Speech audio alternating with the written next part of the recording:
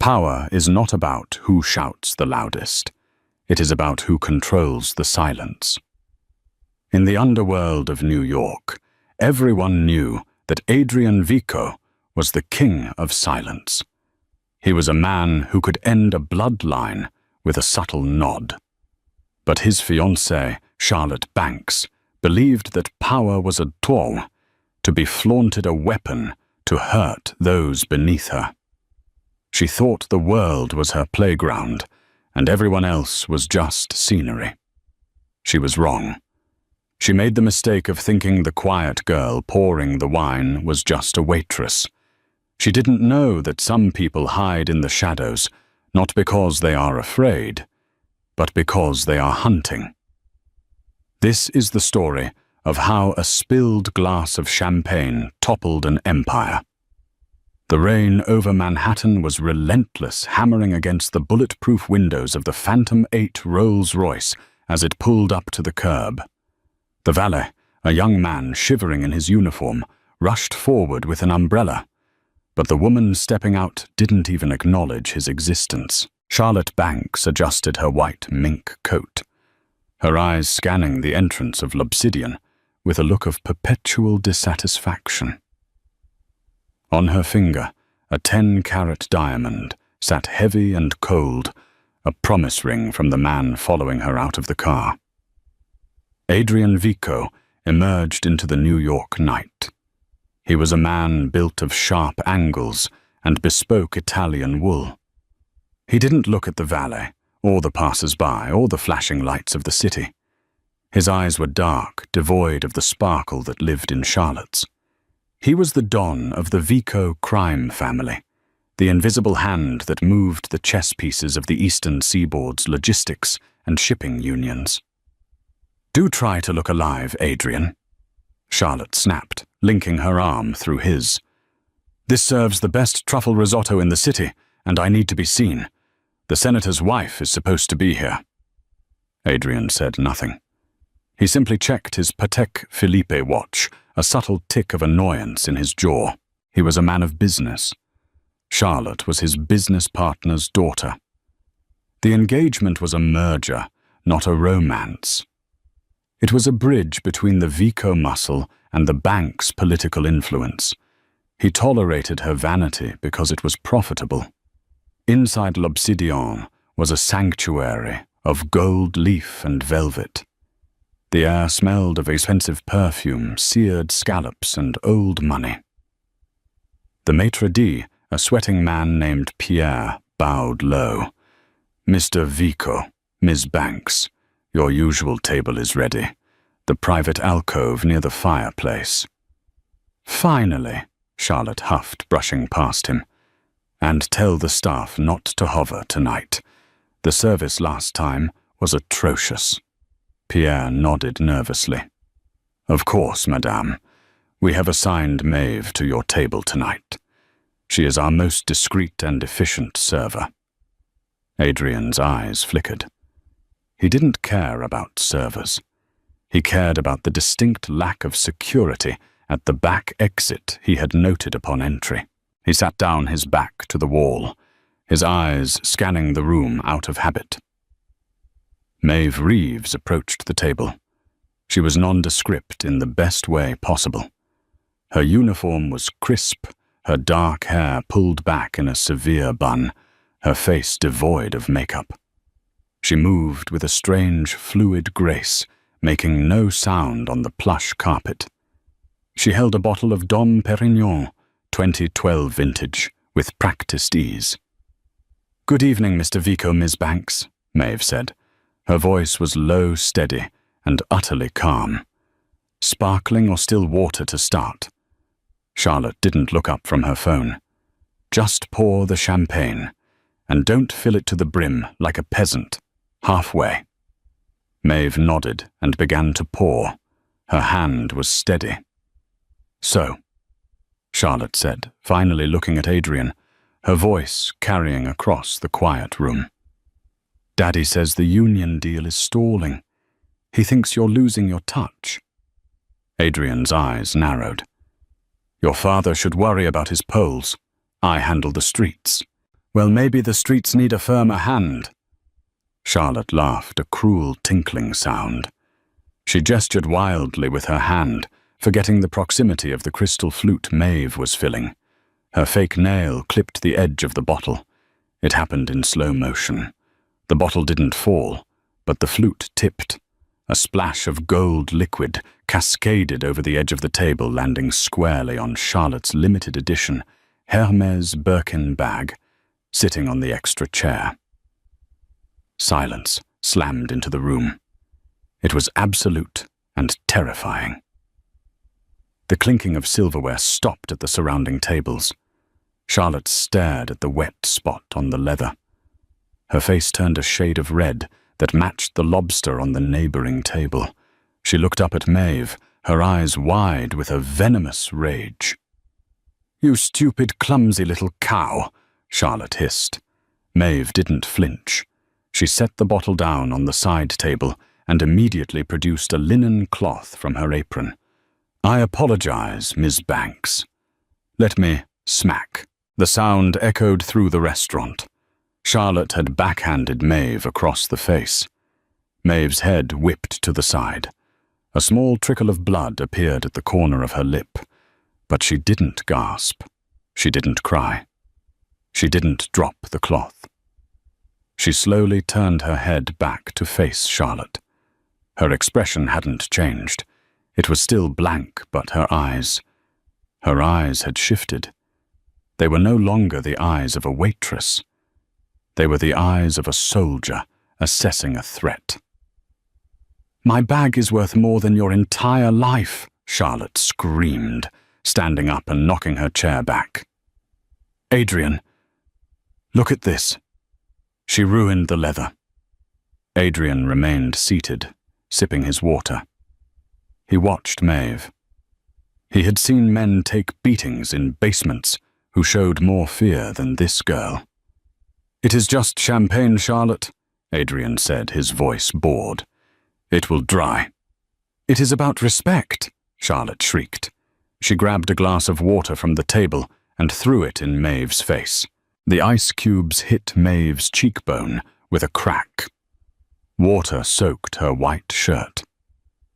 "Get on your knees," Charlotte commanded, pointing a manicured finger at the floor. "Clean it up, with your hair if you have to. Show me you understand your place." The entire restaurant was watching. Pierre, the manager, was running over, looking like he was about to faint. Maeve stood dripping wet, the red mark on her cheek throbbing. She looked at the floor, then at Charlotte, and finally her eyes locked with Adrian's. For a second, Adrian felt a chill go down his spine. It wasn't attraction. It was recognition. Maeve didn't kneel. Instead, she took a step forward, invading Charlotte's personal space.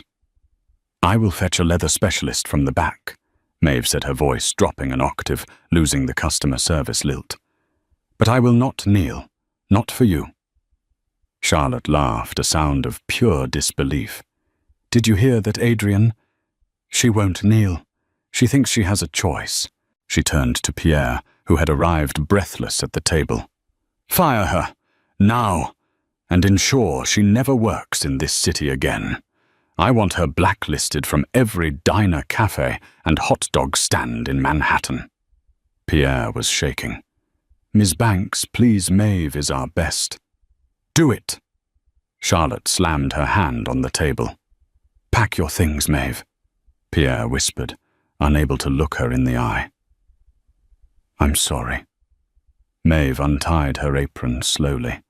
She didn't look defeated. She folded the apron neatly and placed it on the empty chair. "Very well," Maeve said. She turned to leave, but Charlotte wasn't done. She wanted blood.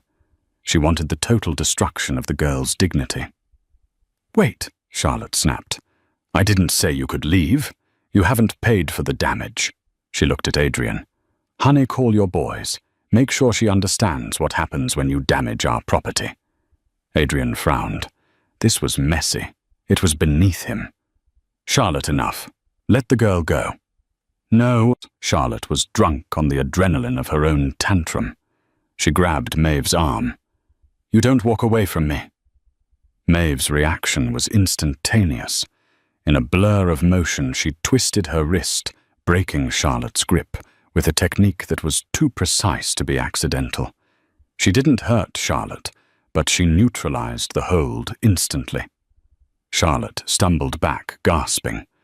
Maeve adjusted her cuff. She looked at Adrian, ignoring Charlotte entirely.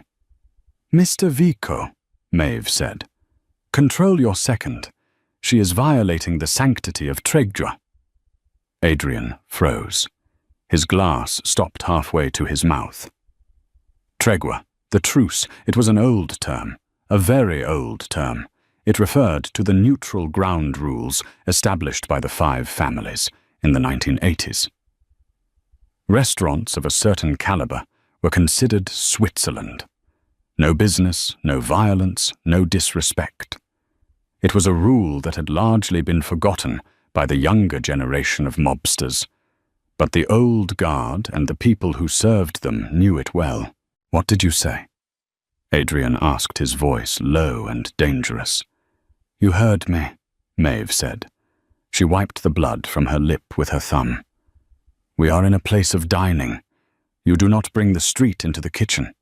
That is the rule of the Vico grandfather. Or have you forgotten the laws written by Luca Vico?" The room felt suddenly colder. Charlotte looked confused. What is she babbling about? Adrian hit her, but Adrian was standing up now. He towered over the table. He looked at Maeve, really looked at her for the first time. He saw the calluses on her knuckles. He saw the way she stood, weight balanced on the balls of her feet, ready to move. "Who are you?" Adrian asked.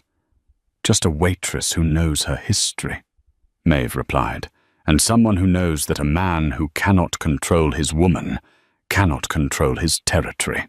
Charlotte gasped. "You little—" "Enough!" Adrian's voice was like a whip crack. He held up a hand, silencing Charlotte instantly. He stared at Maeve. "You know Luca Vico's laws. I know that L'Obsidian pays protection to the Vico family," Maeve stated flatly. "And part of that protection includes the dignity of the staff. If you allow her to humiliate me here, you break the contract. You show weakness. The sharks in Brooklyn will hear that Adrian Vico lets civilians run his operations." It was a bold, suicidal gamble. But it was true. Adrian stared at her for a long, agonizing 10 seconds. A small, almost imperceptible smile touched his lips. "Pierre," Adrian said, never breaking eye contact with Maeve. "Yes, Mr. Vico." "Put the meal on my tab. Add a $5,000 tip for the lady." Charlotte's jaw dropped. "Adrian, are you insane?" "And Pierre," Adrian continued, "she is not fired. If she is not here when I return next week, I will assume you have disrespected me. And you know what happens then?" Pierre nodded frantically. "Yes, Mr. Vico. Of course." Adrian reached into his jacket pocket, pulled out a handkerchief silk monogrammed, and handed it to Maeve. "For the blood," he said. Maeve hesitated, then took it. "Thank you, Don Vico." She didn't call him Mr. Vico this time. She used the title. Adrian turned to Charlotte, his face hardening into stone. "Get in the car, Charlotte. We are leaving." "But I haven't eaten. I want her head. Get in the car." Charlotte, recognizing the tone of voice that usually preceded someone disappearing into the Hudson River, grabbed her wet Birkin bag and stormed out, shooting one last hateful glare at Maeve. As Adrian walked past Maeve, he paused. He leaned in close, his cologne sandalwood and gunpowder filling her senses. "You play a dangerous game, waitress," he whispered. "I'll be seeing you." "I'm not hiding," Maeve whispered back. 3 days later, the rain had cleared, but the storm inside Adrian Vico's office was just beginning. He sat behind his massive mahogany desk on the top floor of the Vico Enterprises building in Midtown. The view of the skyline was breathtaking, but Adrian was focused on a single manila folder in front of him. "You're telling me," Adrian said, looking up at his consigliere, a balding man named Bruno, "that she doesn't exist?" Bruno wiped sweat from his forehead. "Boss, I ran her fingerprints from the glass she touched. I ran facial recognition. I ran the name Maeve Reeves. It's a ghost build. Social Security number was issued 3 years ago in Ohio. Before that, nothing. No high school records, no birth certificate, no family." Adrian leaned back, tapping a pen against his chin. "A ghost serving risotto." "She works hard," Bruno continued. "Lives in a small studio in Queens. Pays cash. No boyfriend. No pets. But boss? The footage." "Show me." Bruno tapped a tablet and slid it across the desk. It was security footage from the alleyway behind L'Obsidian taken 2 nights ago. The grainy black and white video showed Maeve taking out the trash. 3 men approached her low-level street thugs, likely looking for a wallet, or worse. On the screen, one man grabbed Maeve's shoulder. Adrian watched with intensity. Maeve didn't scream. She dropped the trash bag. In 3 seconds, literally. 3 seconds, 2 men were on the ground, clutching their knees, and the third was pinned against the brick wall with his own knife pressed against his throat. She said something to the man, released him, and he ran as if the devil himself was chasing him. Maeve then picked up the trash bag, threw it in the dumpster, and walked back inside as if she had just swatted a fly. "Krav Maga," Adrian murmured. "Or Systema. That's military grade." "Or assassin grade," Bruno suggested darkly. "Boss, if she's a plant from the Russo family." "If she was a plant, she would have let Charlotte humiliate her to keep her cover," Adrian countered. "Spies try to blend in." She stood up. She quoted the old laws. "That's pride. That's heritage." "What do you want to do? I want to know who trained her, and I want to know why she's hiding in a restaurant." Meanwhile, in a penthouse on the Upper East Side, Charlotte Banks was not letting it go. She was pacing her living room, a glass of Chardonnay in hand, talking to her brother Tobias. Tobias was the opposite of Adrian. Where Adrian was calculated violence, Tobias was chaotic stupidity. He was a gambler, a user, and desperate for his sister's approval. "I want her gone, Toby," Charlotte hissed. "Adrian humiliated me because of that servant. He gave her $5 grand. He looked at her like she was an equal. So get her fired." Tobias shrugged, counting a stack of cash he owed to a bookie. "I tried. Adrian protected her. He threatened the manager." Charlotte chugged the wine. "I need you to scare her. Nothing permanent. Well, maybe a broken arm. Just enough so she can't carry a tray. I want her to know she can't touch me." Tobias grinned, revealing yellowed teeth. "You want me to rough up a waitress? That's easy money, Charlie. Consider it done." Charlotte smiled, a cruel, satisfied curling of her red lips. "Make sure she knows it's from me. I want her to beg." Back at L'Obsidian, Maeve was polishing silverware in the back. She felt the eyes on her. The other staff members were terrified of her now. They whispered when she walked by. She picked up a heavy silver knife, seeing her reflection in the blade. "Stay low, Sarah," she told herself, using her real name in the safety of her mind. "You promised him you'd stay low." She touched the locket hidden beneath her uniform. Inside was a picture of an older man with sad eyes, the cleaner. The man who had cleaned up the Vico family's messes for 40 years until they betrayed him. She wasn't there to kill Adrian Vico, not yet. She was there to find the ledger her father had hidden before he died. The ledger that proved the Vico family didn't just run gambling. They were trafficking weapons to enemies of the state.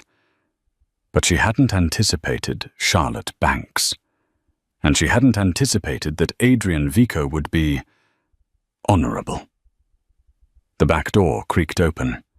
Maeve didn't turn around. "Delivery is in the morning, Pierre." Not a delivery sweetheart. It wasn't Pierre. It was Tobias, and he had brought 2 friends. They stepped into the kitchen, locking the door behind them. The chefs had already left for the night. It was just Maeve. "My sister sends her regards." Tobias sneered, pulling a collapsible baton from his jacket. Maeve sighed, setting the silver knife down gently on the velvet cloth. "Let me guess," she said, turning around slowly. "Charlotte? Smart girl." Tobias laughed. "This is gonna hurt." Maeve looked at the 3 men. Then she looked at the security camera in the corner. She picked up a heavy cast-iron skillet from the drying rack. "You boys have made a mistake," she said, her voice dropping to that lethal calm again. "You brought toys. I'm in a kitchen. Everything here is a weapon." As Tobias lunged, the back door exploded inward. It wasn't Maeve who moved. Adrian Vico stood in the doorway, his silhouette framed by the streetlights, a suppressed pistol in his hand. "Drop it," Adrian commanded. Tobias froze. Adrian, this isn't what it looks like. It looks like you're harassing my staff." Adrian stepped into the light. "And violating my territory." Maeve looked at Adrian. She hadn't needed saving. She had the skillet. She had the training. But for the first time in 5 years, someone had stepped in front of her instead of behind her. "I can handle this," Maeve said to Adrian. "I know."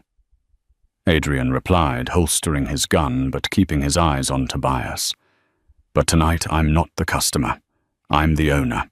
The silence in the kitchen of L'Obsidian was heavier than the cast-iron skillet in Maeve's hand. Tobias Banks, usually so loud and arrogant, was shrinking against the stainless steel prep table, his baton clattering to the floor. Adrian Vico didn't yell. That was the thing about Adrian that terrified people. His anger didn't manifest as noise, it manifested as absolute, freezing calm.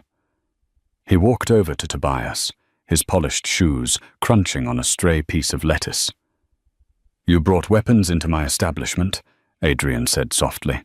"You threatened a woman under my protection, and you used my fiancée's name to do it." "She asked me to," Tobias stammered, sweat beading on his forehead. "Charlotte said this girl disrespected her. I was just teaching her a lesson, Adrian. We're family, right?" Adrian grabbed Tobias by the lapels of his expensive jacket and slammed him against the industrial refrigerator. The impact rattled the heavy metal door. "We are not family," Adrian whispered, his face inches from Tobias's. "I am marrying your sister for a contract that relies on the Banks family maintaining their dignity. Thugs beat women in alleys. Kings protect their territory. You are acting like a thug, Tobias." Adrian released him with a shove. "Get out. If I see you in this borough again, I will have Bruno remove your kneecaps. Tell your sister that her debt has just increased." Tobias scrambled for the door, abandoning his 2 hired muscles who were already backing away, hands raised in surrender. They fled into the night, leaving Adrian and Maeve alone in the stark, fluorescent light of the kitchen. Maeve hadn't moved. She still held the skillet, her breathing controlled her eyes, tracking Adrian's every micro-movement. Adrian turned to her. The rage in his eyes vanished, replaced by that calculating curiosity. He looked at the skillet, then up to her face. "You wouldn't have used the skillet," Adrian observed. "You were shifting your weight to your back leg. You were going to kick the knife out of the first guy's hand." Maeve set the pan down slowly. A skillet is good for distraction. A kick is good for incapacitation. Who trained you? Adrian asked again. And don't tell me it was a self-defense class at the YMCA. Maeve hesitated. She was at a crossroads. She could lie, and he would investigate until he found the truth. Or she could give him a piece of the truth, just enough to stay close, just enough to get to that ledger. My father, she said quietly. He believed that the world was a dangerous place for a girl. He taught me how to be invisible, and how to hurt people who try to make me visible against my will. And where is your father now? Dead. Maeve lied. Well, half lied. He was dead to the world, buried under a pseudonym. A work accident. Adrian nodded slowly. He walked over to the counter, picked up the silver knife Maeve had been polishing, and inspected it. You are wasted here, Maeve. Pouring wine for ungrateful socialites. He placed the knife down. I have a proposition. Maeve stiffened. I don't do private dances, Mr. Vico. Adrian laughed, a rare, dry sound. I don't want a dancer. I have plenty of those. I need someone who can see things others miss. Someone who can stand in a room full of sharks and not bleed. He reached into his jacket and pulled out a business card. It was black with gold embossing. My head housekeeper at the Vico estate just retired. It's a live-in position. Triple your current salary. Full benefits. And you answer only to me. Maeve stared at the card. The Vico estate. That was where the main office was. That was where the safe would be. That was where the ledger was hidden. It was the breaks she had been praying for handed to her on a silver platter by the man she was supposed to be hunting. Why? She asked. Why hire a waitress to run your house? Because, Adrian said, walking toward the back exit, Charlotte hates you, and I find that having you around might be the only thing that makes my engagement bearable. Plus, I have a feeling you're the best security system money can't buy. He paused at the door. Be at the estate at 9:00 a.m. tomorrow. Don't be late. Maeve watched him leave. She looked at the card in her hand. The game had just moved from the pawns to the knights. She was going into the lion's den, and she wasn't sure if she was the hunter or the prey. The Vico estate was not a home. It was a fortress dressed in marble and ivy. Located in the rolling hills of Westchester, it was surrounded by 12-foot walls and patrolled by men in dark suits who looked like they were made of granite. Maeve arrived in a taxi carrying a single duffel bag. She passed the security check with ease. Adrian had already cleared her. The interior was cold, modern, and immaculate. It lacked warmth, much like its owner. As Maeve was shown to her quarters, a spacious suite near the kitchen, she immediately began to map the house in her mind. Exits, cameras, blind spots, floor squeaks. For 2 weeks, Maeve played the role perfectly. She organized the staff, managed the inventory, and remained invisible. She wore a simple black uniform, kept her head down, and spoke only when spoken to. But at night, she hunted.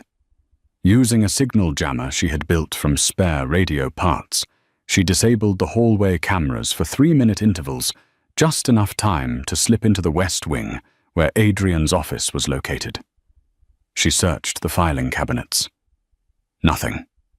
She checked behind the paintings. Nothing. Then one Tuesday afternoon, the calm was shattered. Charlotte Banks arrived unannounced. She swept into the foyer like a hurricane, followed by an entourage of stylists and wedding planners. "I want the drapes changed to crimson," Charlotte shouted at a terrified maid. "And get rid of that ugly rug." Then she saw Maeve. Maeve was arranging a vase of lilies on the center table. Charlotte stopped dead in her tracks. Her face went pale, then purple. You Charlotte whispered. "What is she doing here?" Adrian walked down the grand staircase, buttoning his cuffs. "She works for me, Charlotte. She runs the house." "You hired the help that assaulted my brother," Charlotte shrieked. "Are you trying to humiliate me?" "Your brother assaulted himself with his own stupidity," Adrian said calmly. "Maeve is efficient. Something this house needs." Charlotte marched up to Maeve, poking her in the chest with a sharp finger. "I don't know what you did to bewitch him, you little gutter rat, but I will not have you here. I am the future Mrs. Vico. This is my house." Maeve looked at the finger on her chest. She wanted to snap it. Instead, she took a step back and lowered her head. "I am just here to ensure the household runs smoothly, Miss Banks." "Smoothly." Charlotte grabbed the vase of lilies and hurled it onto the marble floor. Water and glass exploded everywhere. "Oops, it seems you missed a spot. Clean it up." Adrian's jaw tightened. "Charlotte." "No, Adrian." Charlotte spun on him. "It's her or me. I won't have this spy in our home." The word hung in the air. Spy. Maeve's heart skipped a beat. Did she know? "She's staring at me," Charlotte screamed. "Look at her eyes." "She's not a maid, Adrian. She's plotting something. I can feel it." "You're paranoid," Adrian sighed. "She stays. Now are we going to the tasting, or are you going to continue breaking my antiques?" Charlotte glared at Maeve with pure hatred. "Fine. But mark my words, one slip-up, one missing silver spoon, and I will have you arrested." They left. Maeve knelt to pick up the glass shards. As she reached for a large piece, she noticed something under the heavy oak table in the hallway. A loose floorboard. It wasn't visible from standing height, but from down here on her knees, she could see the misalignment. That night she returned. She pried the board open. There was no ledger, but there was a hard drive. She took it back to her room and plugged it into her encrypted laptop. The files were password protected, but the hint was the day the music died. Maeve paused. It was the date her father had disappeared. May 12th. She typed in 0512.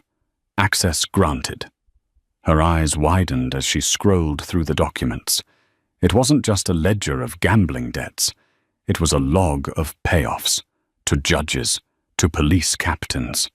And at the very top of the list, receiving monthly payments of $500,000, was a name that made Maeve's blood run cold. Senator William Banks, Charlotte's father. The Vico family wasn't the head of the snake. They were the muscle. The Banks family. The politicians, the respectable ones, were the masterminds. Adrian wasn't the villain Maeve thought he was. He was being extorted. The marriage wasn't a merger. It was a hostage situation. Suddenly, the door to her room clicked open. Maeve slammed the laptop shut and spun around, sliding a knife from her sleeve. It was Adrian. He stood in the doorway looking tired. He wasn't angry. He looked resigned. "I knew you weren't a housekeeper," he said softly. The glow of the laptop screen cast a ghostly blue pallor over Maeve's face. The progress bar crawled agonizingly slowly. Decryption, 98%. 99%. Outside her door, the Vico estate was silent, a sleeping beast of stone and velvet. Inside Maeve's heart was hammering against her ribs like a trapped bird. She had found the loose floorboard under the hallway table, retrieved the hidden drive, and now finally the truth was unfolding before her eyes. Access granted. Maeve didn't breathe as she scrolled through the documents. She had expected to find a list of Adrian Vico's sins, illegal gambling rings, racketeering the dirty money that had allegedly ruined her father, the cleaner. She was ready to see the proof that the Vicos were the monsters she had been trained to hunt. But the spreadsheet didn't list Adrian's profits. It listed his extortions. Recipient Senator William Banks, monthly installment $500,000. Recipient Judge H.P. Calloway, monthly installment $50,000. Recipient Commissioner O'Hara, monthly installment $75,000. Maeve's fingers hovered over the trackpad. The dates went back 10 years. The Vico family wasn't the head of the snake. They were the prey. They were being bled dry by the very people who claimed to stand for law and order. And at the center of the web was Senator Banks, Charlotte's father. The marriage isn't a merger, Maeve whispered to herself, the realization hitting her with the force of a physical blow. It's a hostage situation. Suddenly, the silence of the room was shattered. The electronic lock on her bedroom door beeped a sharp, high-pitched tone that sounded like a gunshot in the quiet night. Maeve reacted on instinct. She slammed the laptop shut, spun around, and in one fluid motion slid a ceramic throwing knife from her sleeve. She dropped into a defensive crouch, ready to strike. The door clicked open. Adrian Vico stood in the threshold. He wasn't armed, at least not visibly. He wore a loose white dress shirt, unbuttoned at the collar sleeves, rolled up to reveal forearms corded with muscle. He looked tired, bone-deep tired. He didn't look surprised to see the knife. "I knew you weren't a housekeeper," Adrian said softly, stepping into the room and closing the door behind him. The lock engaged with a heavy thud. Maeve didn't lower the weapon. "Stay back. You walk too softly for a maid," Adrian continued, ignoring her command and walking calmly toward the window. "You check the exits every time you enter a room. You memorize the guard rotations. And you have been hacking my internal security system for 2 weeks. I let it slide because I was curious." "Curious?" Maeve scoffed, her grip tightening on the ceramic hilt. "Or arrogant?" "Curious," he repeated, turning to face her. "I wanted to know who sent you. The Russos. The FBI. But then I saw you looking at the old photos in the hallway. You weren't looking for money. You were looking for ghosts." He gestured to the laptop on the desk. "And now I think you know the truth. You're not here to kill me, are you?" Maeve hesitated. The adrenaline was still coursing through her, urging her to fight, but the evidence on the screen had changed the battlefield. "I came for the ledger." Maeve admitted, her voice low and dangerous. "I came to clear my father's name. He was the cleaner. 40 years of service and your family threw him to the wolves to save yourselves." Adrian's expression shifted. The mask of the Don slipped, revealing a flicker of genuine pain. "The cleaner. I remember him. He gave me my first switchblade." "Your father sold him out," Maeve spat. "My father was a coward," Adrian corrected, his voice hardening. "He sold your father out to Senator Banks to keep himself out of prison. I was 18 when it happened. I had no say. I inherited a throne built on quicksand." He walked over to the desk and tapped the closed laptop. "That drive, it proves that Senator Banks has been holding a gun to my head for a decade. He threatens to use his DOJ connections to imprison my men, good men, loyal men, if we don't pay. This marriage to Charlotte, it's his final guarantee. Once I marry her, he controls the Vico assets legally. I become a figurehead, a puppet." "So you're a victim?" Maeve asked, skepticism lacing her tone.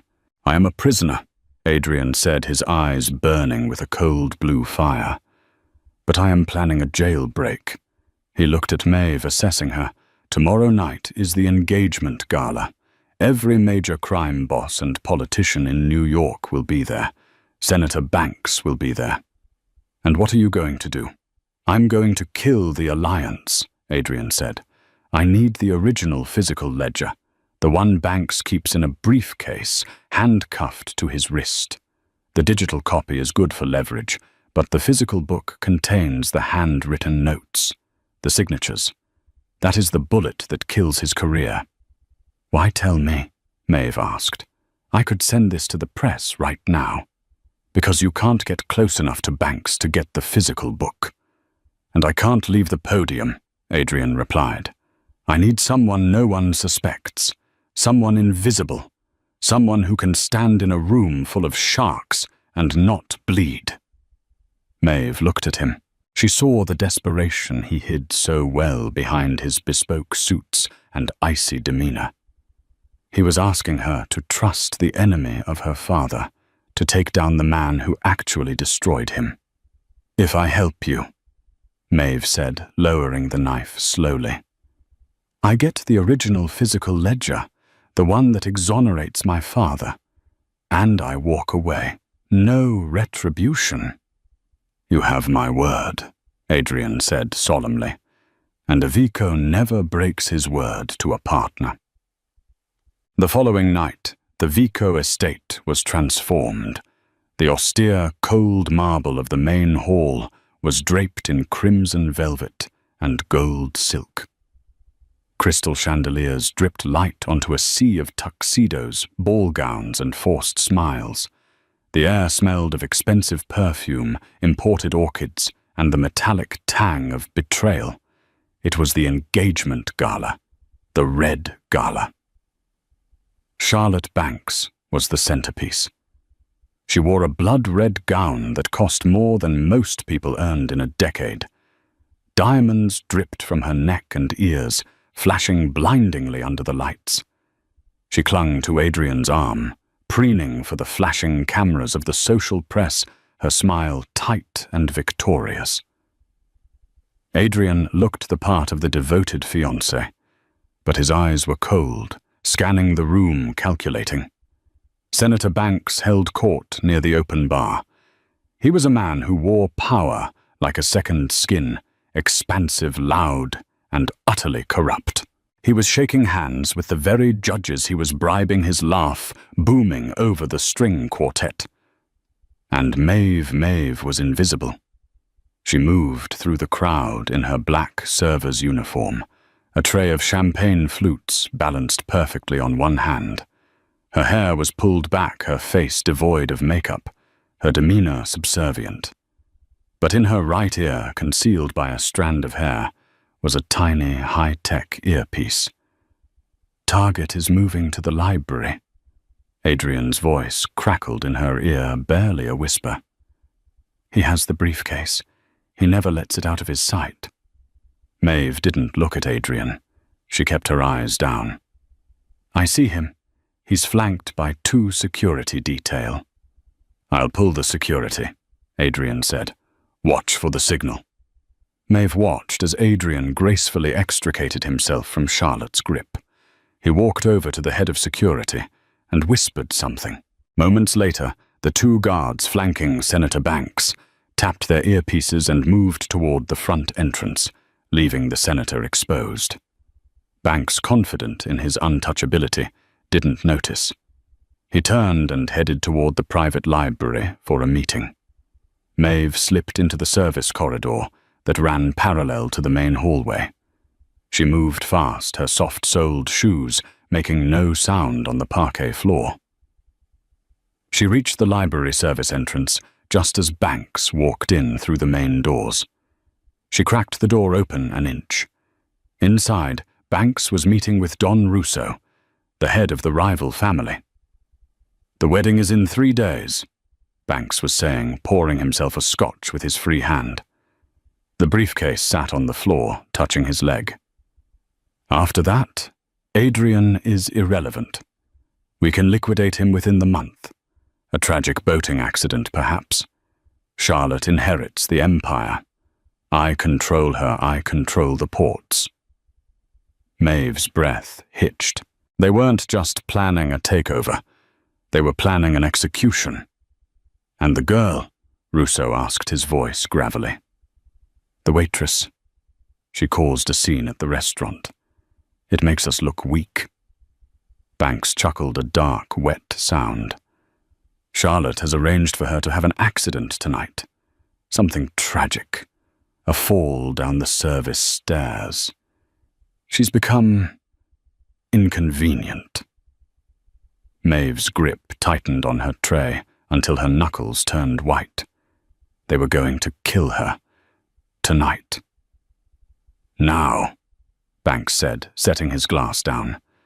Let's discuss the territory split. Maeve knew she had seconds.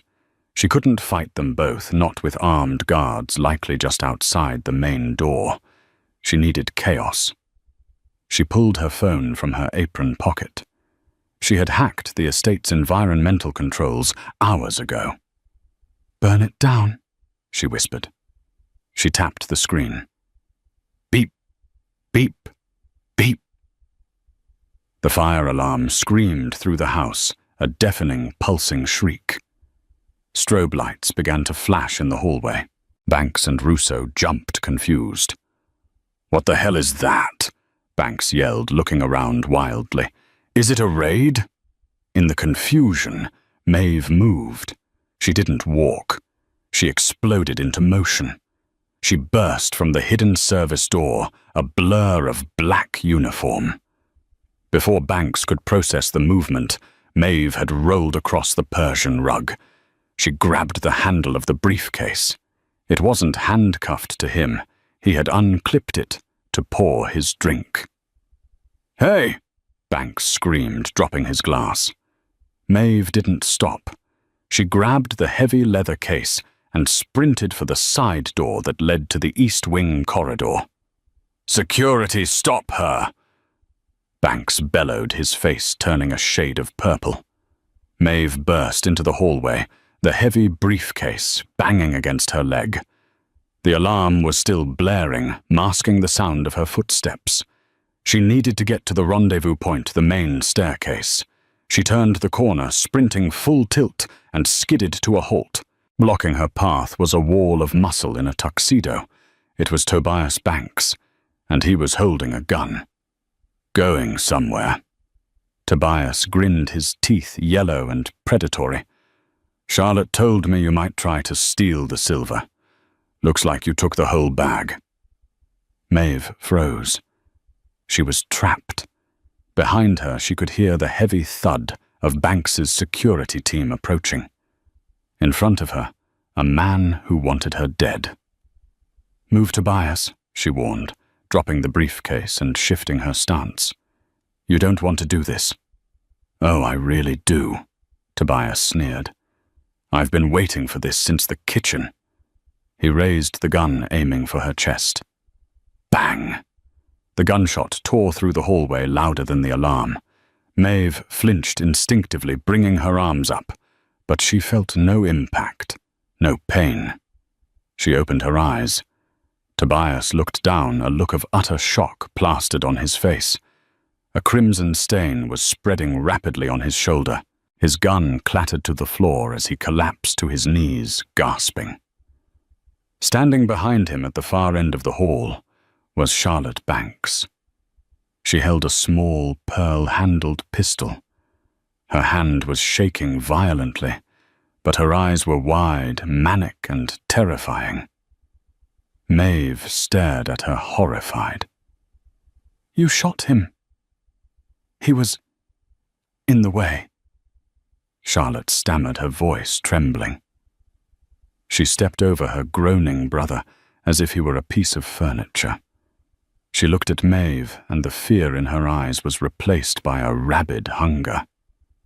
"Give me the briefcase." "You shot your own brother?" Maeve asked, unable to comprehend the madness. "He was helping you." "He's an idiot." Charlotte screamed, the veneer of the socialite shattering completely. "Daddy says I'm the heir. If I get that briefcase, I control everything. Not Daddy, not Adrian. Me, I'll be the queen, I won't be the trophy anymore." She raised the pearl-handled gun, pointing it directly at Maeve's forehead. "Give it to me. I saw you take it. I know what's in there. Daddy's insurance policy. If I have it, they all have to bow to me." Charlotte had gone mad with the proximity to power. She didn't care about the family or the marriage or the money. She wanted the crown, and she would kill anyone to get it. Charlotte put the gun down. Adrian's voice boomed from the top of the stairs. He had arrived, followed by 4 of his most loyal lieutenants. "Stay back, Adrian." Charlotte waved the gun wildly between Maeve and Adrian. "I win. I finally win. Look at me. I did what you couldn't do." Maeve looked at Adrian. They locked eyes across the hallway. In that split second, a silent communication passed between them. A plan formed. Distraction. Maeve tightened her grip on the briefcase handle. "You want it, Charlotte?" Maeve yelled. "Catch!" Maeve heaved the heavy briefcase into the air, throwing it in a high arc towards the ceiling. Charlotte's eyes instinctively followed the prize, her greed overriding her tactical sense. The gun wavered, pointing up. In that split second, Maeve closed the distance. She didn't use a strike. She used pure precision. She stepped inside Charlotte's guard, grabbed the wrist holding the gun, and twisted violently outward. Snap! Charlotte shrieked as the gun fell from her hand. Maeve didn't stop. She swept Charlotte's legs out from under her. Charlotte hit the floor hard, the wind knocked out of her. The briefcase landed with a heavy, ominous thud next to her head. Maeve stood over her, breathing hard. She kicked the pearl-handled pistol across the floor, away from Charlotte's reach. "You don't have the temperament for the throne, Charlotte," Maeve said, coldly looking down at the sobbing woman. "A queen protects her blood. She doesn't spill it." Adrian stepped forward, his shoes clicking on the marble. He picked up the briefcase. He checked the lock. It was secure. Senator Banks came running around the corner, red-faced, sweating, and flanked by his guards. He stopped dead when he saw the tableau, his son bleeding against the wall, his daughter weeping on the floor, and Adrian Vico holding the evidence of his crimes. "Adrian!" the senator gasped, holding up his hands. "Now, let's be reasonable. We can discuss this. Reasonable." Adrian looked at the senator with pure disgust. He didn't even draw a weapon. He didn't need to. He held the briefcase up. "Reasonable is me handing this to the FBI tonight. Reasonable is me letting the sharks in Brooklyn know you're the one who sold them out in '98. The senator paled. "Adrian, please. The marriage, the engagement is off." Adrian cut him off, his voice like a gavel striking a sounding block.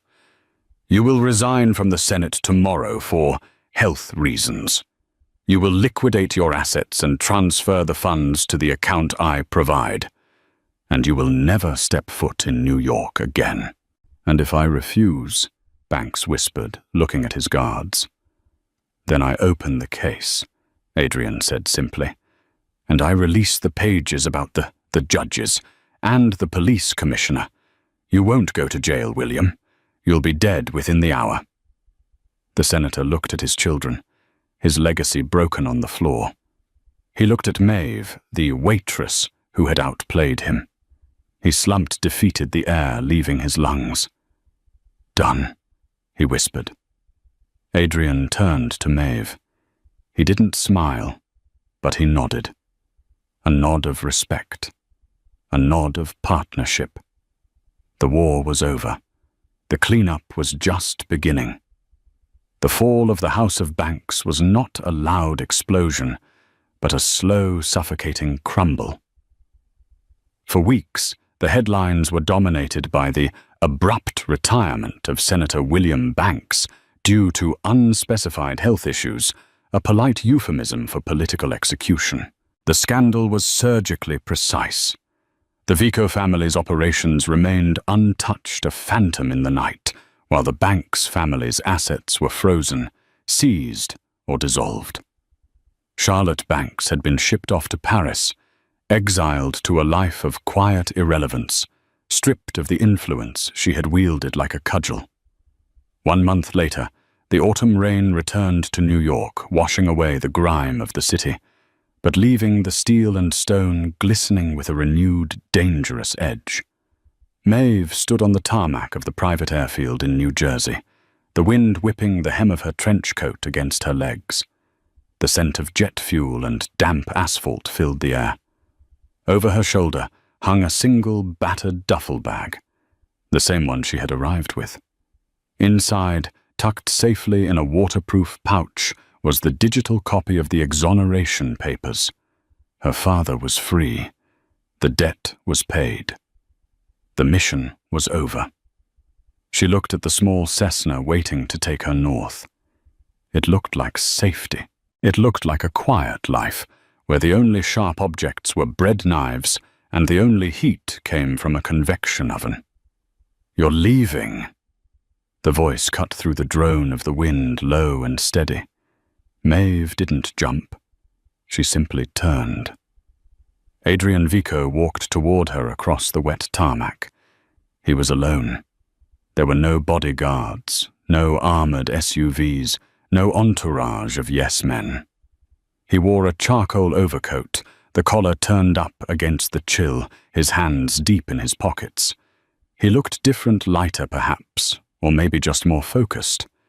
The shadows that usually clung to him seemed to have receded, replaced by a sharp, predatory clarity. "I finished the job, Adrian," Maeve said, her voice steady, though her pulse hammered a different rhythm against her wrist. She patted the pocket of her coat. "My father can come home now. We're going to open a small bakery in Vermont. Something quiet. Something where no one points a gun at me before breakfast." Adrian stopped a few feet away, invading her personal space, just enough to be felt, but not enough to threaten. He studied her face, his dark eyes searching for the truth behind her words. "Quiet," Adrian repeated, tasting the word as if it were a foreign spice. "You think quiet suits you, after everything." "It's what I wanted," Maeve replied, though the conviction in her voice was thinner than she intended. "I was a ghost when I came here. I should go back to being one." "You were never a ghost, Maeve. You were a dormant volcano," Adrian countered. He took a step closer, the rain darkening his hair. "I destroyed the marriage contract this morning. The Banks alliance is dead. I am a free man, the sole architect of the Vico empire." "Congratulations," Maeve said, gripping the strap of her bag tighter. "You have your kingdom." "A kingdom is vulnerable without a queen who can see the knives coming before they are thrown," Adrian said, softly. The intensity in his gaze locked her in place. "I don't need a wife to look pretty at galas. I don't need a political hostage. I need a partner, someone who knows that power isn't given, it's taken." Maeve looked at him, really looked at him. She saw the man who had stepped between her and a beating in a restaurant kitchen. She saw the man who had handed her the weapon to take down his own fiancée, because he trusted her judgment more than his own security detail. "Are you offering me a job, Adrian?" she asked, a small, wry smile touching her lips. "Head of security, or maybe you need a new butler." "I'm offering you a partnership." Adrian corrected his voice, dropping to a register that vibrated in her chest. "Equal shares, 50-50. No more hiding in the kitchen. No more serving from the shadows. You run the intelligence and internal security. I run the logistics and the streets. We rule together." He extended a hand. It wasn't a demand. It was an invitation. Maeve looked at the plane again. The pilot was signaling that he was ready for takeoff. Vermont, flour, yeast, early mornings. Silence. Then she looked at the skyline of New York in the distance, jagged, chaotic, dangerous, and alive. She thought about the rush of adrenaline when she had disarmed Charlotte. She thought about the feeling of standing beside Adrian, two predators acknowledging each other in a room full of prey. A bakery sounds incredibly boring. She admitted, the realization settling over her like a warm coat. Adrian stepped closer, closing the final distance. He took her hand, the hand with the calluses from the skillet, the gun and years of survival. He didn't kiss the back of it like a gentleman courting a lady. He turned it over and pressed his lips to her knuckles, a gesture of reverence for the violence she was capable of. "Stay," he whispered against her skin. Maeve let out a breath she felt like she had been holding for years. She let the heavy duffel bag slide from her shoulder. It hit the wet tarmac with a final dull thud, anchoring her to this new reality. "If I stay," she said, her eyes flashing with a dangerous spark, "I'm not wearing a uniform, and I'm certainly not pouring anyone's wine. You'll wear whatever you want." Adrian smiled, a genuine, rare expression that reached his eyes and transformed his face. "But I suggest something bulletproof. We have a lot of work to do." He didn't let go of her hand. He turned, leading her away from the plane and toward the sleek black car waiting at the edge of the airfield. The waitress who had been invisible was gone, left behind on the rainy tarmac, along with the duffel bag of a past life. In her place walked the only woman who had dared to challenge the Mafia Boss's fiancée, and in doing so had won the heart of the devil himself. The rain poured down around them, but it couldn't touch them. They didn't need shelter from the storm. They were the storm. Maeve proved that true strength isn't about the title you hold, but the actions you take when your back is against the wall.